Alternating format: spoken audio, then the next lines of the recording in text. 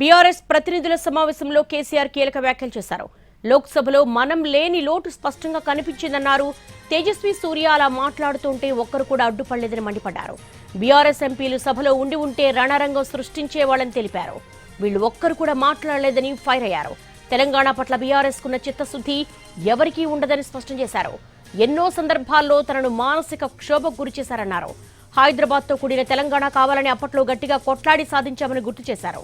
2009లో చంద్రబాబుతో జై తెలంగాణ అనిపించేందుకే అప్పుడు టీడీపీతో పొత్తు పెట్టుకున్నామని క్లారిటీ ఇచ్చారు. అశోక్ గులాటి అనే మిత్రుడు ఇచ్చిన సలహా మేరకు రైతు బంధు పథకం తెచ్చారని తెలిపారు. రాష్ట్రంలో రైతుల పరిస్థితి దిగజారిపోతోందని వ్యాఖ్యానించారు. ప్రభుత్వానికి ధాన్యం కొనడం చేత కావడం లేదని విమర్శలు గుప్పించారు కేసీఆర్. రాష్ట్రంలో ఏం నడుస్తోందో తనకు అర్థం కావడం లేదన్నారు. బొందలో పడ్డట్టు అయిందని తెలంగాణ ప్రజలు ఆవేదన చెందుతున్నారని పార్టీ నాయకులతో తెలిపారు. పక్క రాష్ట్రాల ప్రజలు పెద్ద అంబేద్కర్ విగ్రహాన్ని చూడటానికి వస్తుంటే ఈ ప్రభుత్వం గేట్లు తీయలేదని ఆరోపించారు. ఇది చిల్లర ప్రభుత్వమని, ఆ మాటలేంటి, ఆ కోతలేంటి అంటూ తీవ్రస్థాయిలో మండిపడ్డారు బీఆర్ఎస్ అధినేత కేసీఆర్.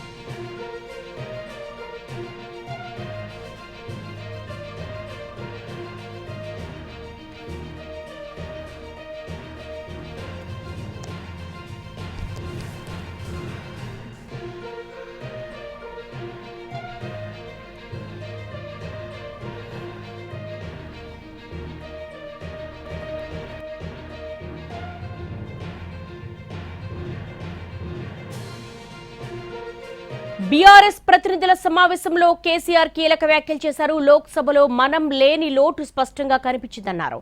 తేజస్వి సూర్య అలా మాట్లాడుతుంటే ఒక్కరు కూడా అడ్డుపడలేదని మండిపడ్డారు. బీఆర్ఎస్ ఎంపీలు సభలో ఉంటే రణరంగం సృష్టించేవాళ్లని తెలిపారు.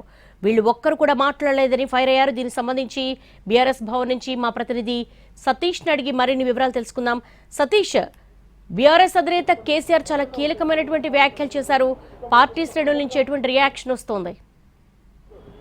ఎస్ దేవి, తెలంగాణ భవన్లో బీఆర్ఎస్ పార్టీకి సంబంధించినటువంటి ప్రతినిధుల సమావేశం జరుగుతుంది. దాదాపు గంటకు పైగా జరుగుతున్నటువంటి ఈ సమావేశానికి కేసీఆర్ అధ్యక్షత వహిస్తున్నారు. ఆయనే సమావేశానికి వెహికల్లో వచ్చిన తర్వాత కేసీఆర్ మాట్లాడుతున్నారు.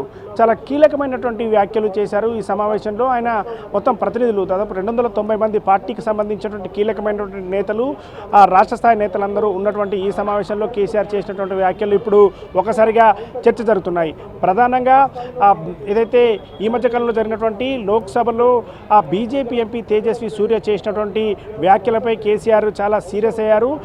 తేజస్వి సూర్యని తిడుతూ ఆయన లోక్సభలో బీఆర్ఎస్ పార్టీకి సంబంధించినటువంటి ఎంపీలు లేని లోటు చాలా స్పష్టంగా కనిపించిందని ఆయన చెప్పారు.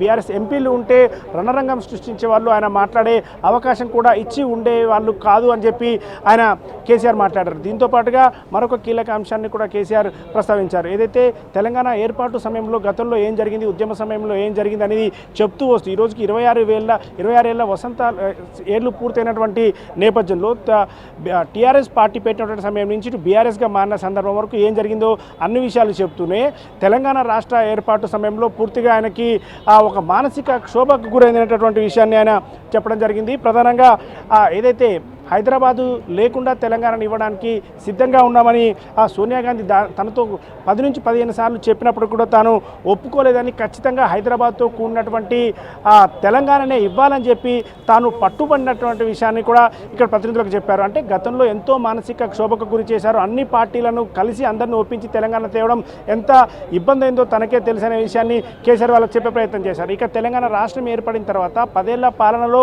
ఏం చేశారు, రైతు బంధుకు సంబంధించి తనకు ఎందుకు ఈ ఆలోచన వచ్చిందనే విషయాన్ని చెప్పారు. దాంతోపాటు అంబేద్కర్ విగ్రహం విషయంలో కూడా చాలా కీలకమైనటువంటి వ్యాఖ్యలు చేశారు. పెద్ద అంబేద్కర్ 125 అడుగుల అంబేద్కర్ విగ్రహం సంబంధించి మాట్లాడుతూ ఈ ప్రభుత్వం చాలా చాలా చండాలమైన ప్రభుత్వం అంటూ చాలా కీలకమైనటువంటి వ్యాఖ్యలు చేశారు ఈ ప్రభుత్వానికి సంబంధించి.